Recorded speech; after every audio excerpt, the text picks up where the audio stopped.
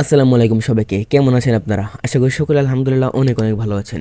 আমার চ্যানেলের প্রথম লং ভিডিওতে আপনাদের সবাইকে স্বাগতম। আজ আমি আপনাদের জন্য নিয়ে আসলাম ছোট্ট একটি ব্লগ ভিডিও। তাই যারা আমার মতো সাধারণ ভ্রমণের অভিজ্ঞতা দেখতে চান তাদের অনুরোধ করবো ভিডিওটি শেষ পর্যন্ত দেখার।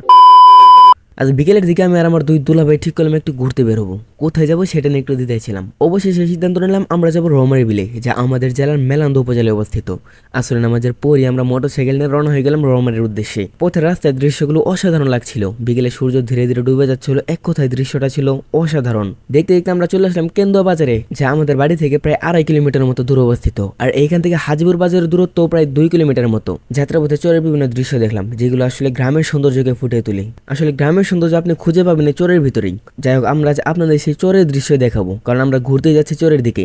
কিছুক্ষণের মধ্যে আমরা পৌঁছে গেলাম হাজিপুর বাজারে। এখান থেকে রোমের দূরত্ব প্রায় 3 কিলোমিটার মতো। দেখতে দেখতে এসে বললাম মুক্তি সংগ্রাম জাদুঘরেই। আপনারা যদি কেউ এই রোমারিতে ঘুরতে আসেন তাহলে এখানে অবশ্যই আসবেন, কেননা এই দুইটা জায়গায় পাশাপাশি অবস্থিত।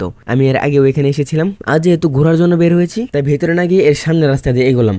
কিছুক্ষণ এগোনোর পরই বললাম মহাবিপদে, মানে আমরা যেখানে যাব সেটা এর সামনে, আপনারা ভিডিওতে দেখতে পাচ্ছেন। কিন্তু এখানে রাস্তায় পানি থাকার কারণে ওই পারে যাওয়া সম্ভব না।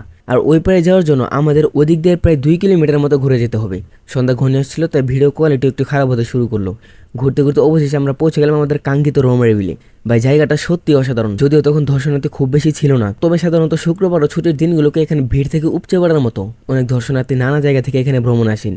এখানে আসতে পারেন বন্ধুদের সাথে অথবা পরিবারের সদস্যদের সঙ্গে। আর ওইটানে আসার জন্য এইটাই একমাত্র পারফেক্ট জায়গা।